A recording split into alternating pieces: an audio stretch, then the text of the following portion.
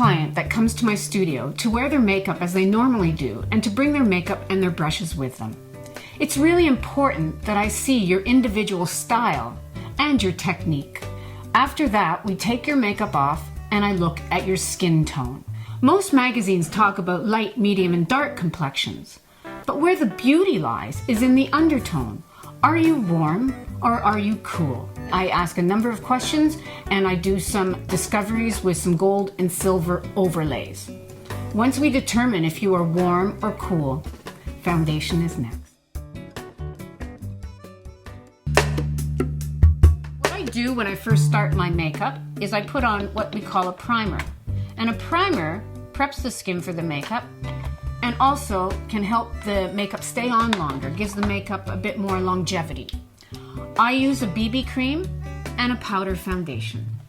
And the only job of a foundation is to even out your skin tone.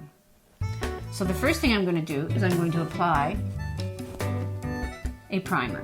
It's just a see-through cream, put on your skin. And as you can see, I do have a number of discolorations. There's a lot of redness showing through. I want to even that out. So you take very little. You don't need a lot. It's not a mask. It's just evening out your skin tone. Wherever you put the brush first, you're going to get the greatest deposit of color. Therefore, you want to put it in the cheek area first. That is normally where you're going to get the most discoloration. Take a little bit more, not much. And again,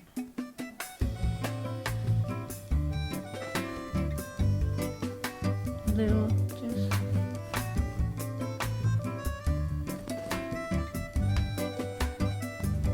now I like a two-step process. So I put on my BB cream and then I use a powder foundation.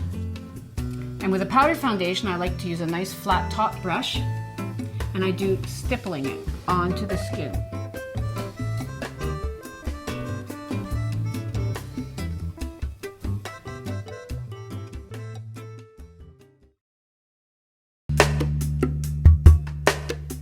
The next step after we have done our foundation is I want to start with the eye area.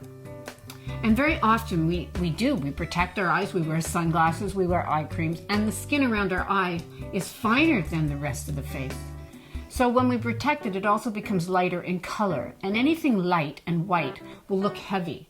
So we want to take that heaviness back. I can even see with my eye, I'm starting to get a little hooded in this area. I want to try to take that back. So I'm going to base the eye in a color that is with my correct skin tone. And I'm a warm, so I need a yellow skin tone. And I've got two colors here. One is a yellow based and one is a pink base. For me, it's the yellow base, and I will do my whole eye area with that color. For someone who's cool, the pink undertone will look fabulous on you.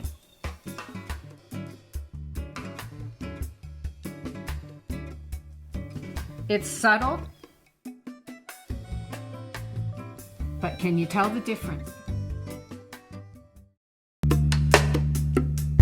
The next thing I'm going to do with my eyebrows, it's really important to frame your eye because that will lift and open the eye. And let me show you what a difference this will make. You want to just fill in the eyebrow. You don't have to change the shape of it. Start at the beginning. You need the proper brush. And what I'm using is like an eyeshadow and a pomade.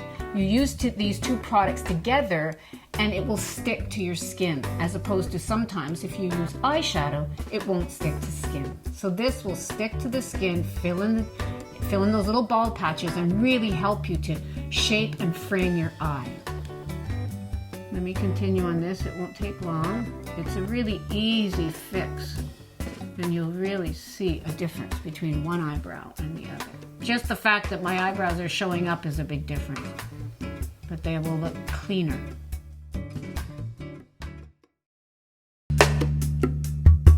The next step after the eyebrow and the eye basing is eye contour. This will further shape the eye and take down any more heaviness that you might have in that eye area.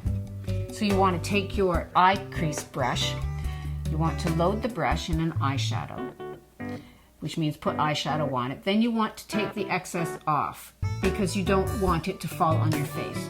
The next thing is to position the brush in the eye correctly.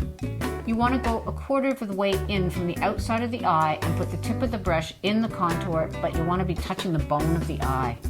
You want to make sure you can feel it on the bone of the eye and then go back and forth like a windshield wiper, nice and gentle, nice and slow, towards the outside, a little past the halfway point, and then you circle it down, circle it down, circle it down. That way you're going to just blend, blend, blend.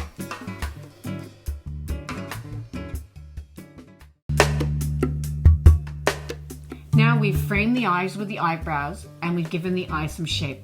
I want to pop it a little bit more, and the best way to do that is with an eyeline. So I'm going to, because of my coloring, I'm going to use a brown eyeliner.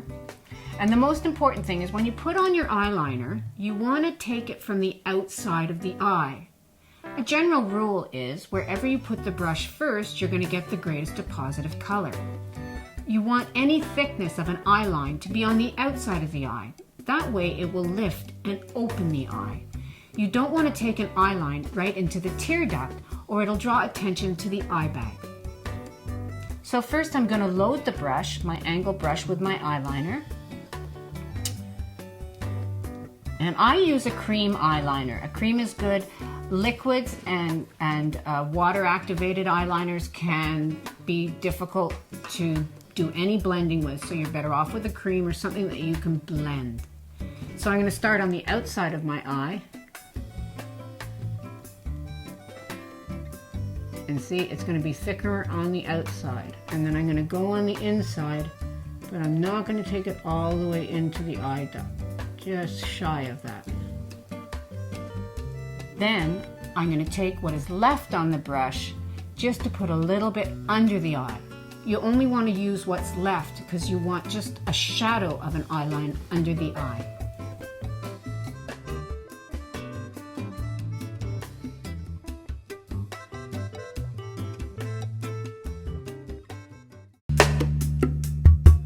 The next thing I'm going to do is mascara. This will finish the eye off.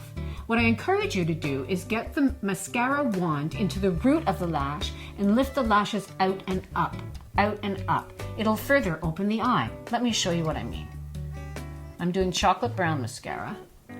I get it into the root of the eye, the root, and lift out. See how I'm sort of pulling the lashes out and up, out and up. Wiggle into the root of the lash and wiggle that lash out and up. Now, a lot of women come to me and ask, do I do the lower lashes? Well, for anybody who has brown or black lashes, I would say no, because most of the time the mascara ends up looking dirty.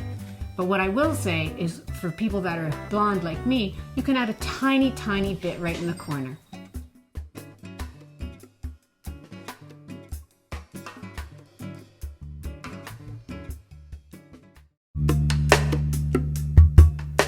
The next thing I'm going to do is show you how to shape the face. We want to use bronzer to help lift and shape your face.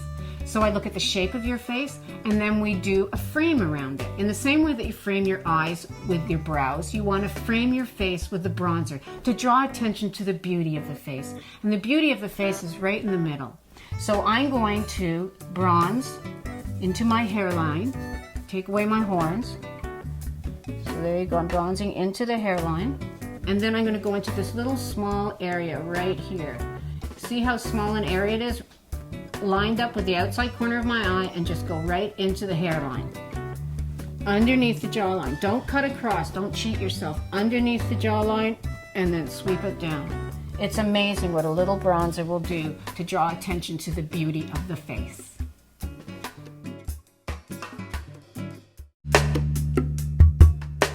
I saved the best two for last. Lips and blush. These are my favorite things because it finishes off the whole look. Lips to me are like a bow on a present, and blush just lifts your face. I like really neutral lipstick, and that's why I ask clients to come in with their makeup applied, because you might look fabulous in a red lipstick, but if that's not your style, I might not suggest that. I like a really soft look, so I like a really neutral peach lip. You can put the lip liner on the line, on the inside of the lip line, or on the outside of the lip line. I don't have full lips. I like a little fuller. I make sure that the tip of the lip lining brush touches the outside of my lip line. That way, it's not going to look phony. I like a really nice neutral lip. My second to last thing to do is my blush, because blush lifts the face. Smile on the apple of the cheeks and blend it into your bronzer. You must blend it into your bronzer. That way, you don't have any demarcation lines. Voila, fini.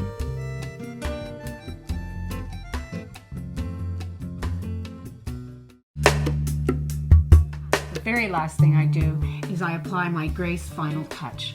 It's a powder that I developed out of a couple of other powders that I just really loved and couldn't find them anymore. This powder will soften everything out and give a very, very soft glow. Not a complete shine, just a very soft glow. This is Grace Final Touch powder. Let me show you. You want to take a fluffy brush.